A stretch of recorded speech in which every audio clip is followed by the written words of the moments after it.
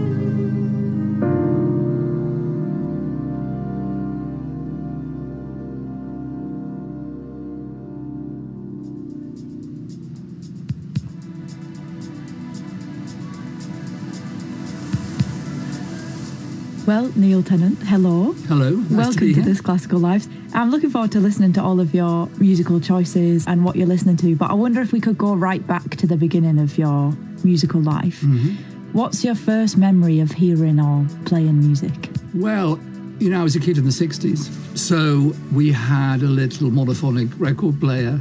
But in those days, record players would play 33 RPM, 45 RPM, and excitingly, 78 RPM, and you had to turn the needle over. And my mother had a collection of 78. That was my first introduction to classical music and orchestral music. She actually had Polotzian dances from Prince Igor by Borodin. I loved this. I liked this as much as a pop record, and I used to play it a lot. And then at school, my primary school, which was quite a groovy new 1960s primary school, we used to have a thing where we used to go into the hall and they played music, we had to dance to it and put on this piece of music to dance to. And I thought, wow, this is fantastic. And was dancing around the hall, and it was The Blue Danube by Johann Strauss. And even now, if I hear it, I'm back in the school hall at St. Oswald's, whirling around the hall.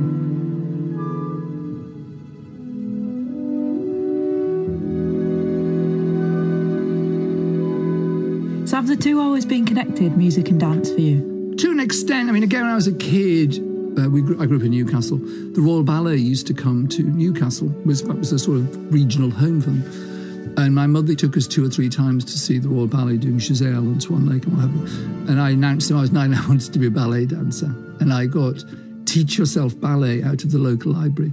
And I made my brother Simon, who's 3 years older than me, so he'd have been 6, try to do a sort of class against the radiator in the spare bedroom. But that ambition didn't last very long. But of course, the Pet Shop Boys have written the ballet. And Chris's mother was a professional dancer, so he really represents the dance thing more than me.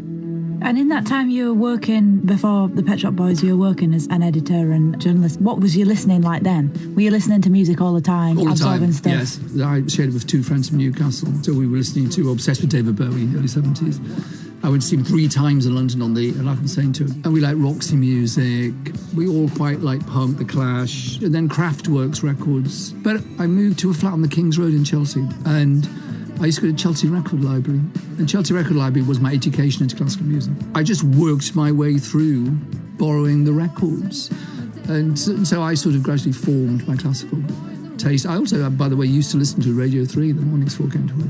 And what was the music that caught your ear? Was there anything in common with it all? Is it far and wide? The linking thing, I don't know. Beauty, excitement. There was something in classical music I didn't really get out of pop music. Although we studied music at school, and I played the cello at school, not very well. I read about music a lot. In the 80s, I remember there's a book that Shostakovich came out, and I became really, really interested in Shostakovich.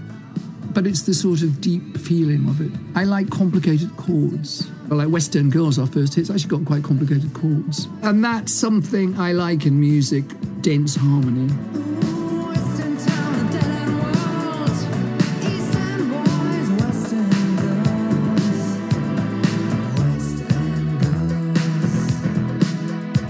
Well, let's get on with some of the listening today, Neil. The first choice today is yours. Let's hear a little bit of it now.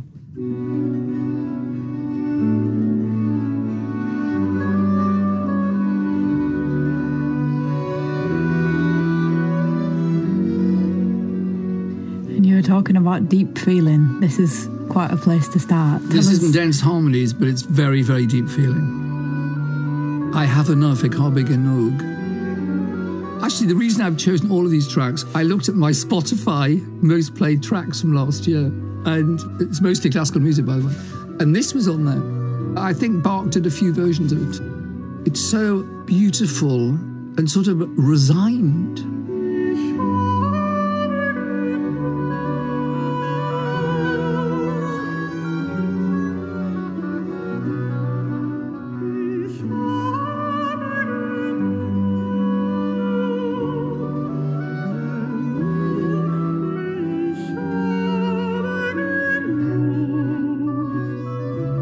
I have quite a high voice, and when I used to do singing lessons in the 80s, my singing teacher told me I shouldn't do this pop music because you can't hear your voice because of the beat. You should sing Baroque opera. And there's an alternative universe where I am singing this.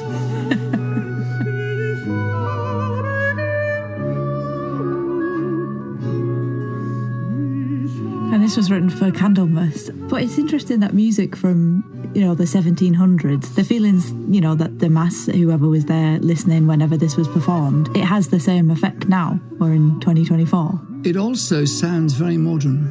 It's lines interweaving with each other. It somewhat has a relationship with electronic music. Like Kraftwerk is all lines interacting with each other.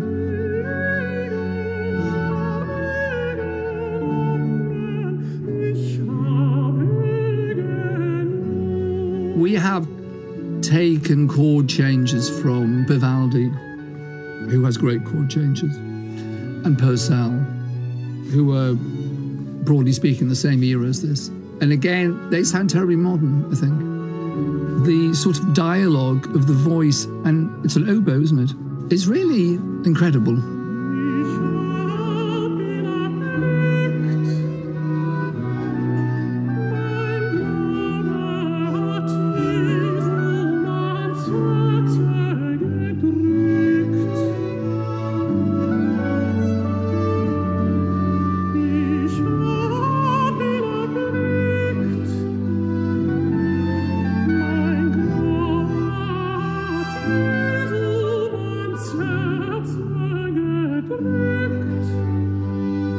It's all related.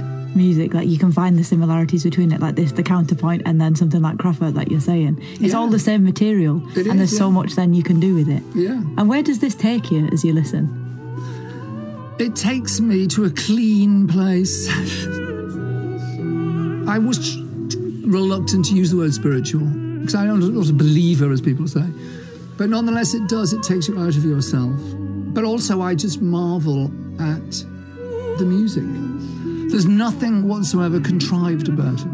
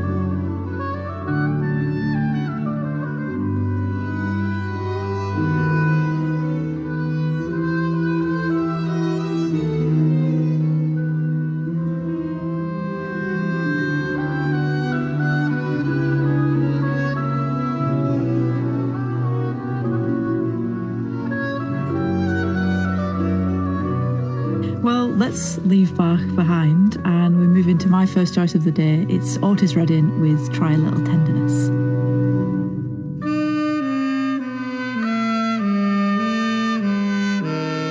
Amazing start to this. Isn't it? It's like a horn chorus.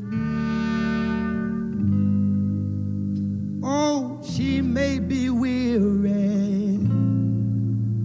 Them young girls, they do get wearied wearing that same old shaggy dress.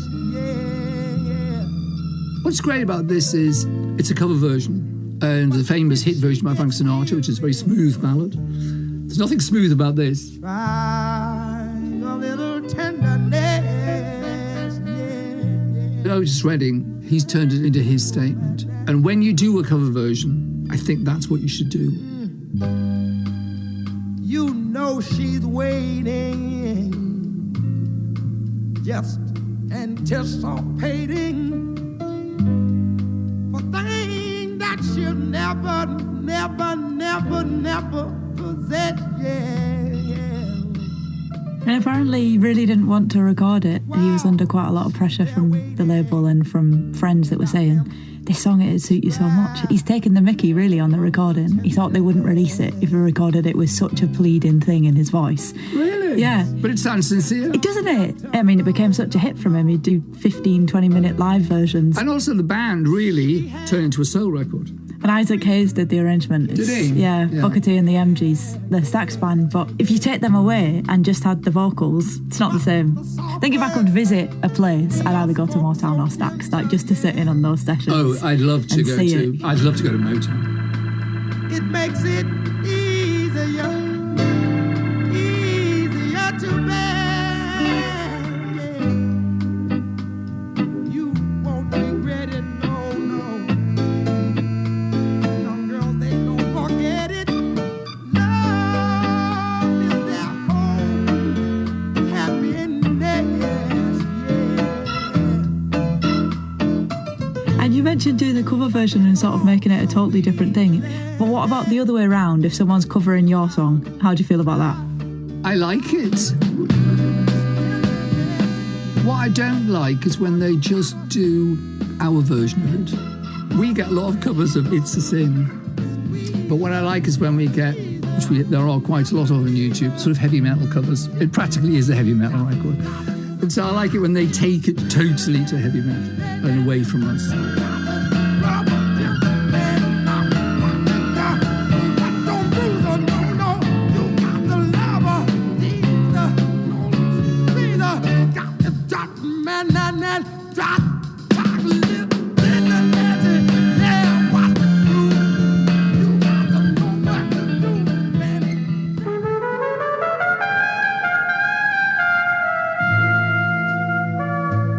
Well, Neil, let's move to your next choice of the day. It's Miles Davis. Tell us what you've chosen now.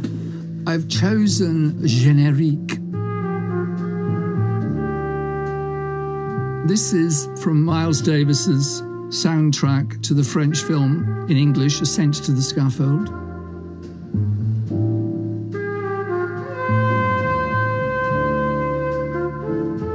In 1979, I was with my then girlfriend in Paris. We would often just flick through old second-hand record shops. And I bought this soundtrack, I think because I liked the cover, and I've been playing it ever since.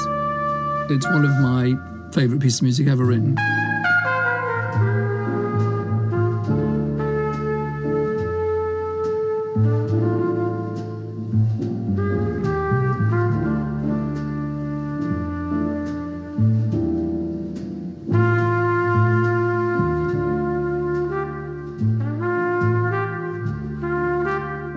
It's so economical. My beef against jazz, if I have one, is, as someone once said about Mozart, too many notes. There's not too many notes in this. It's very spare. And the timing. The timing, I can't even get my head around, really. So I don't even think about it. I just accept it like the weather. I just accept it.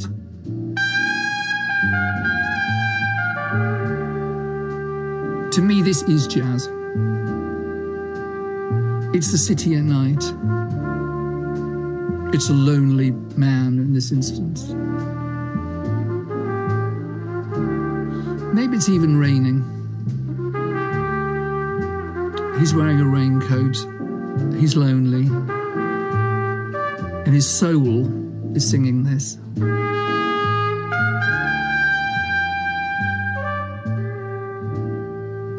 Apparently, he went into the studio there to do this film soundtrack. They did it in 4 hours. And then someone chopped it all up. Isn't that incredible? And I think he'd only decided he was going to do it a few weeks before. Yeah. He was on tour and had a piano in his hotel room, wrote the ideas, and played that's right. And they had a few drinks beforehand, I think. I mean, you listen to it. I mean, he's an absolute icon. This is like the precursor to So What and the whole of Kind of Blue. For me, it's his voice. You're always aware of Miles Davis's voice. Particularly the 50s, 60s, until Bitches Brew. When he starts, there is few kinds of music I dislike more than rock jazz fusion. And the first rock concert I ever saw was rock jazz fusion. And actually, I still enjoyed the concert, but I thought this music is not for me. But now he has a completely individual trademark sound. He's one of my go-to musicians.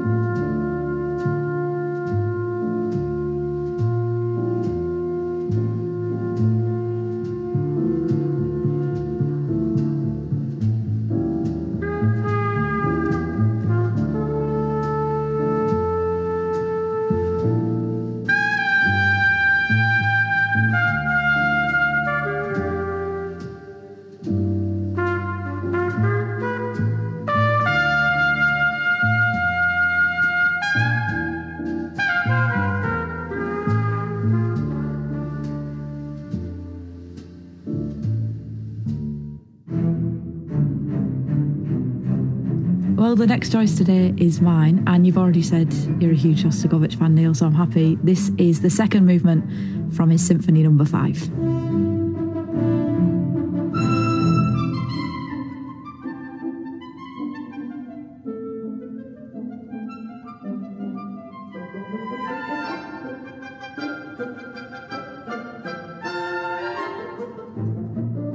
It's interesting you chose the second movement. Why did you choose that?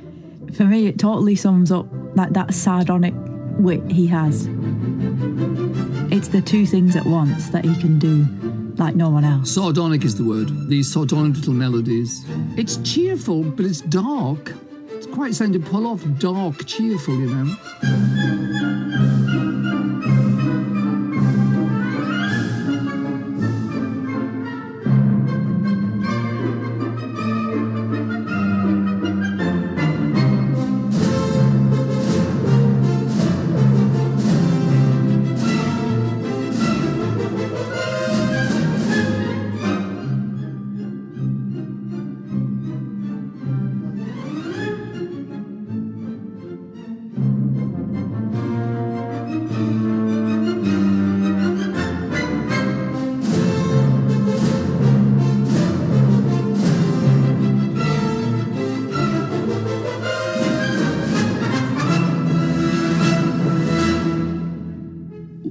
that also interests me about Shostakovich is the politics reflected in the music.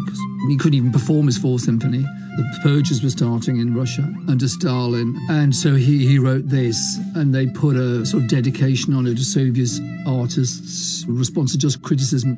It has that feeling, doesn't it, of the forced smile just about to burst into tears. Yeah. And there's always the grit, whether it's in the harmony or the rhythm or something not quite settling. There's always a feeling of, okay, yeah, but what's around the corner?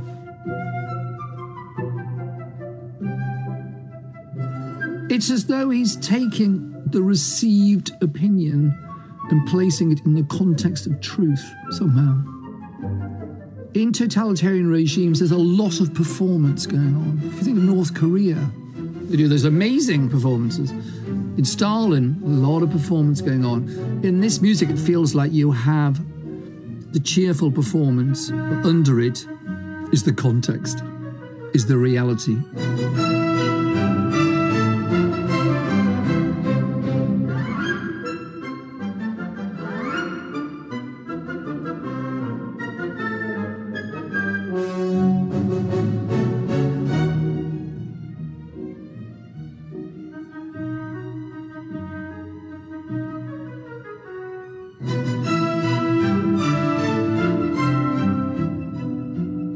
And he wrote for theatres, dance, circus, ballet, and in this movement you can hear that. It's like you're looking at the characters. Wrote the occasional pop song. It feels like a spoof, this movement. It does. It feels like it's got a relationship with comedy.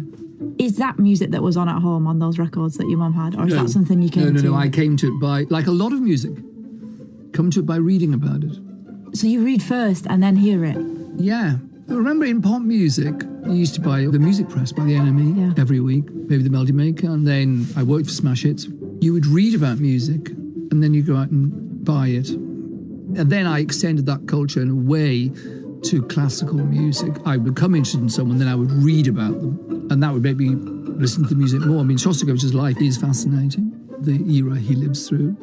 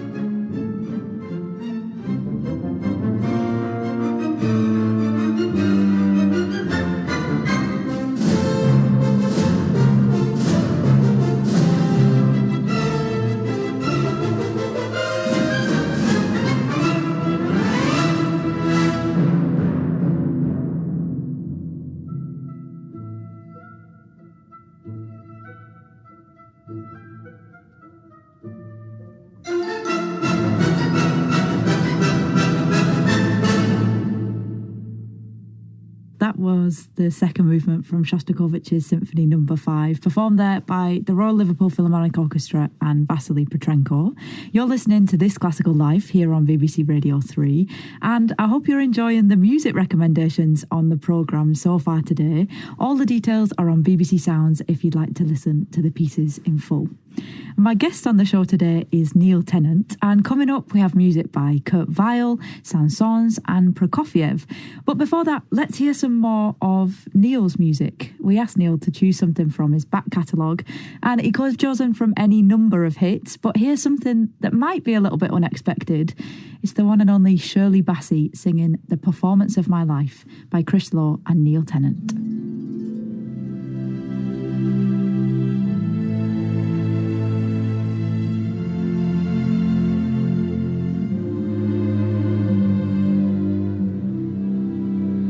A brave face, stiff upper lip will do the trick. Look, the mask is firm, the face is mine. It seems fine until the final day. I'll play this part the only way I can. For to live, I have to give.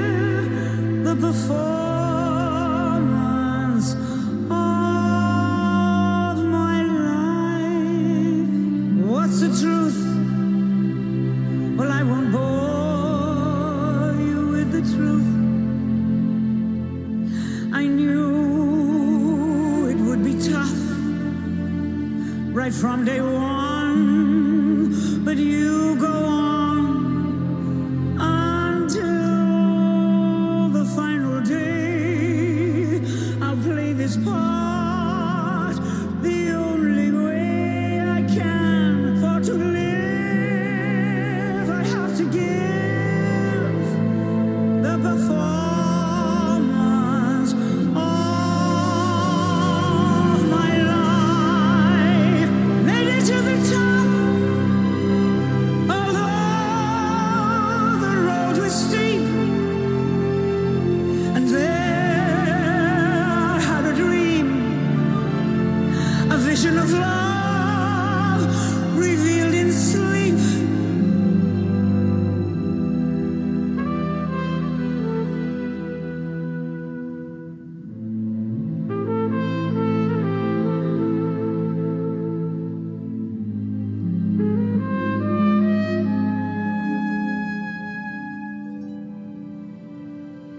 Right on cue, I fell in love with you. You caused many a tear, but I had applause, I had a career, until the final day. I played this part the only way I can, for to live I have to give the performance of my life.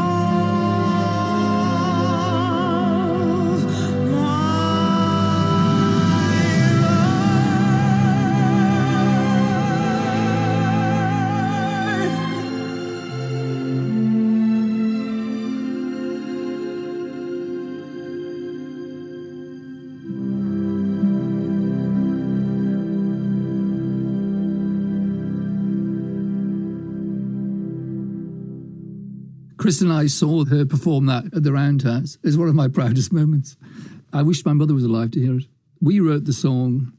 We'd already written it. And this guy, David Arnold, who does the James Bond themes, phoned us up and said, would you like to write a song for Shirley? And I said, oh, we've got it. I'll send it to you. Because we'd written this song, Born to My Life. And it was inspired by working with performers like Dusty Springfield and Liza Minnelli. And I'm fascinated by the way the life is the performance and the performance is the life. And the two things are inextricably linked. Our version of it was sort of synth poppy, and Shirley sang it.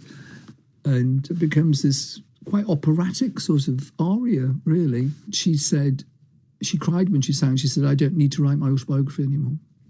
And of course, her performance of it. And actually, David's beautiful arrangement all leads to that end bit, which is the closest we'll ever get to Richard Strauss. And what about your kind of songwriting process? Are you always listening for ideas and kind of listening to the world and storing them as you go, or is it always collaborative? How does it work? Well, there's various ways of working. Sometimes we work together in the same room, but that's our traditional way of working. In recent years, because of the lockdown, we were in different houses, and so we were sending each other things. And Chris would send me music, or I would send him lyrics. And then I started... Chris got me to start programming on GarageBand on the computer, which I'd never done programming. I always thought that's not my job. And anyway, I had to do it. It also meant I could record my vocals and stuff and send it to Chris. But there's loads of songs that we haven't put out because they're not really very Pet Shop Boysy. So how does it feel to have songs kind of that you know are there, but no one will maybe hear? Well, I don't know. Maybe David Arnold will phone up again. There we go. We often have songs lying around, and I never forget a song that's... we've got a song that Chris and I wrote in 1983. It's called In the Club or in the Queue. The demo was recorded live in the studio with me playing the piano and Chris playing the keyboard. And we've got some funny electronic sound, like traffic passing by on it. And we've never been able to recreate it. But one day, In the Club or in the Queue will make its appearance.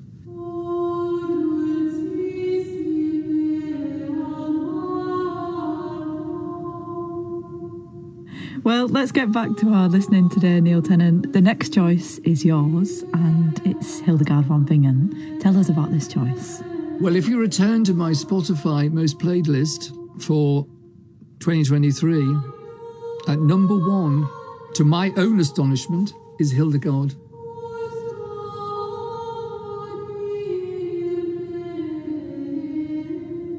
This incredible, pure vocal sound. Now, Hildegard van Bingen, of course, astonishingly, is about 500 years before J.S. Bach. Isn't that incredible?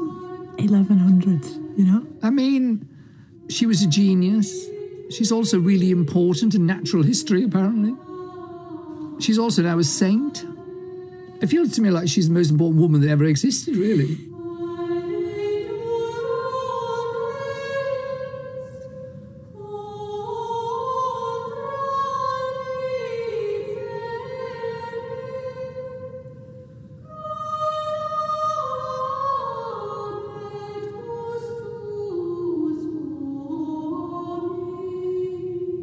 I don't really know what I'm listening to. There's no harmony. For someone who likes dense harmony. Again, if we return to the concept of spirituality, which I'm sceptical of sometimes, this echoing around my house is, I don't know, you find peace. There's no two ways about it. I find it quite difficult to talk about, really.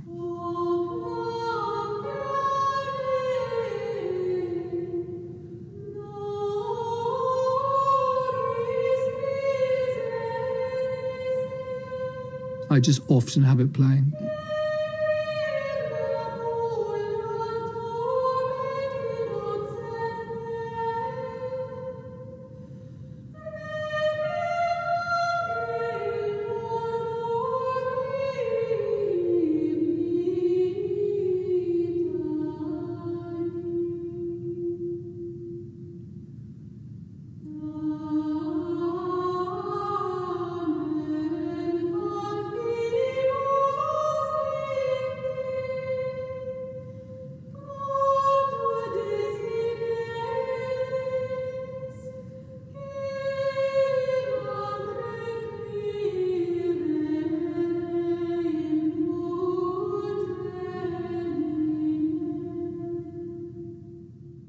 Is it the sense of other? I think, like for me, when I listen to this, I'm sort of placed in that space. So I'm imagining the cathedral, wherever it's recorded, the sort of physical space. But it's definitely a feeling of somewhere I'm not always when I listen to her Yes, music. it's like a big open space. And it has this essential humility about it. You're not listening to a big ego. And that I find very inspiring. Because we live in such an egocentric world across the board. And then you listen to this, and there's no ego there. No ego at all.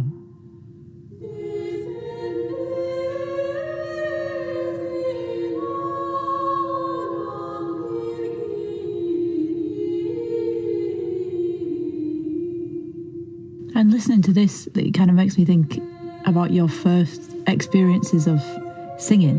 When did you discover you had a voice, a singing voice? Well, I never thought I did, really. I mean, when I was a kid, I used to write songs. When Chris and I met, we started writing songs together. I was obviously singing them because he wasn't going to sing. And so I just became the singer by default. Even now, I don't really think of myself as a singer. I started to have singing lessons when we signed to a record label. She taught me how to sing properly. I like to double track it. I really turn into me when I double track it. And it gives a sort of shiny quality. This, what we're listening to now, is a vocal sound I love. There's something about this I'm even seeking in my own vocals, if you heard them a cappella.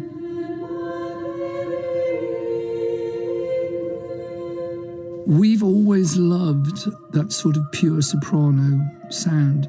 On the musical and sampling instrument, the emulator, which came out in the early 80s, you used to get discs of sounds. And there was a disc called Voices One, and it produced this sort of sound. And all the way through the Pet Shop Boys' career, there's a moment where this high boy or female soprano voice comes up playing a little radiant line above everything else. It cuts through everything. It's on loads of our records.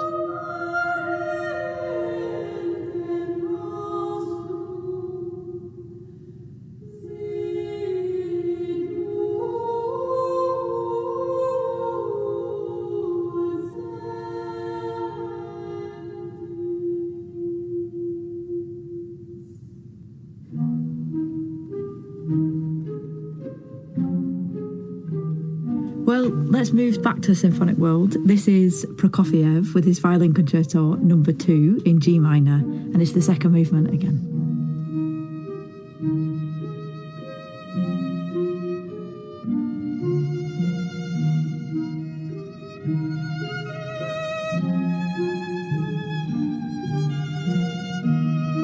The melody's beautiful, but for me, the movement is in that opening.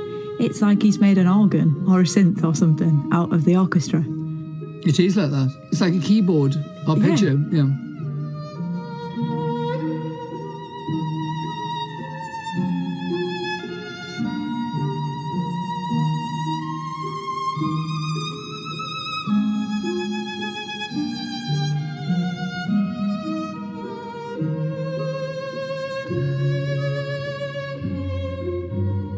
It's plucked strings and clarinet, so it's got like that wind sort of colour. Yeah. And then this melody. Oh, it's glorious.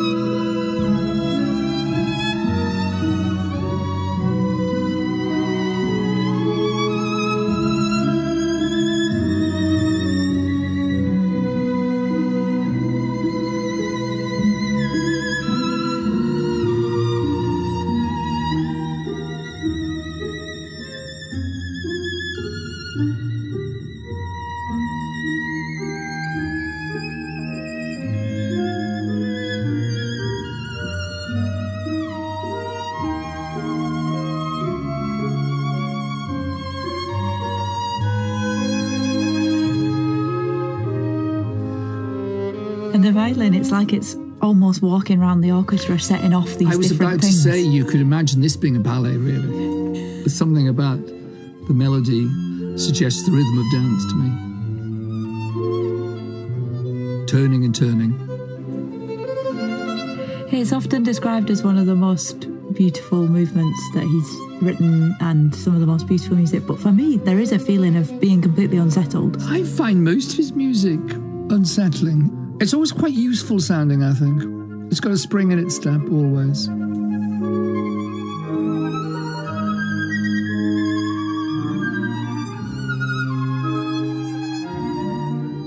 It's quite matter of fact, all the turning of corners to new ideas and new motifs. They kind of just happen quite suddenly. And it's a sort of jolt, but not because the melody's so luscious. It's a strange sort of feeling as a listener, I think.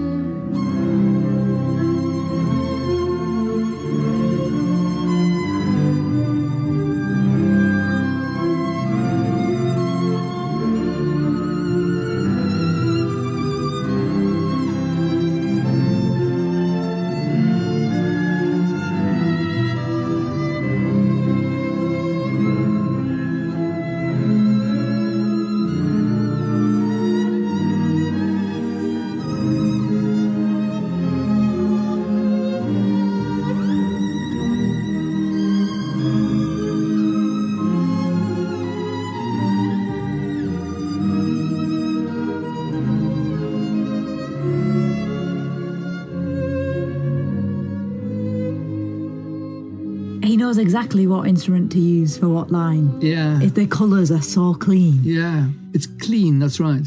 So even though it's quite emotional, but it's reserved at the same time. There's a level of restraint. There is a level of restraint.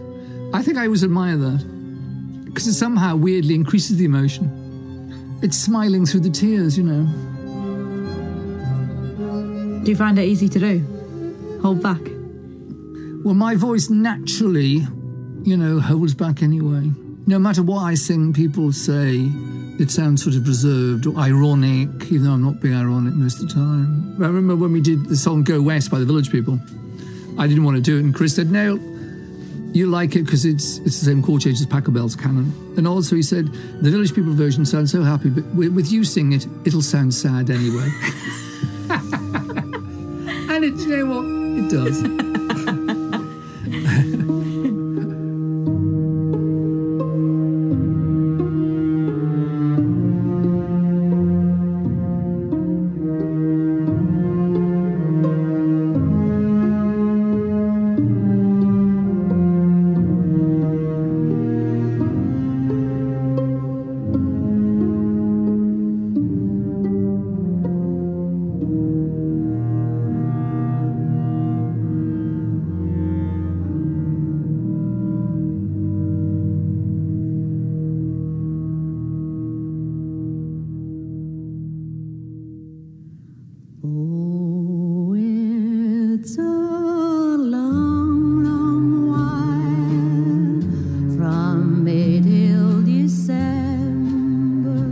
Neil, it's time for your final choice of the day. We're back in Chelsea Record Library.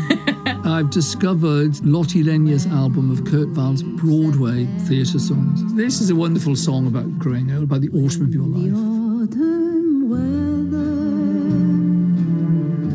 turns the leaves to flame. One hasn't got time for the waiting game. She's a strange singer. She's not a perfect singer, but she really delivers the lyric. And that's something singers can forget sometimes in showing off what a wonderful voice they have. Lottie Lenya delivers this unbelievably beautiful lyric. It's one of the great standard pop lyrics of all time, I think. And these few precious days I'll spend with you. These precious days I'll spend with you. The sentiment of it being September and the days grow short and you reach November is so true when you're 17 in July like me. And yet it's not sort of lachrymose. And his music, his melody is gorgeous, and the orchestration is gorgeous too. But the songs they sing And you mentioned her voice, that kind of constant vibrato or quiver that's just like a whole world of emotion in itself. It is.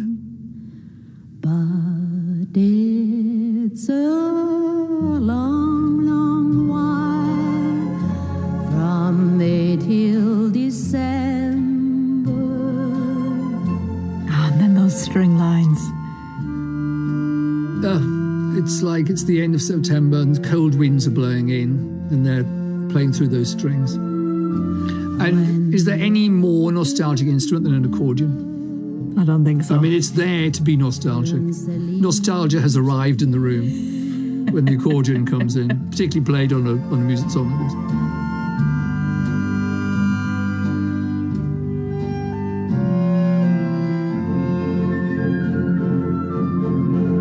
For the days dwindle down to a precious few.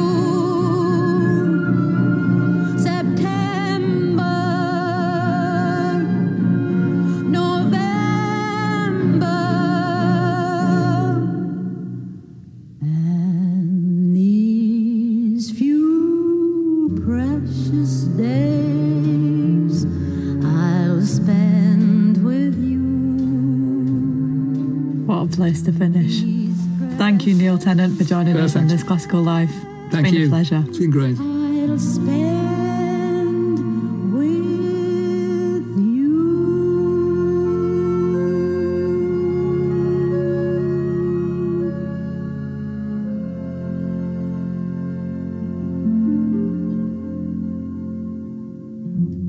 Neil Tennant's final choice today, Lottie Lenya singing Kurt Weill's September song.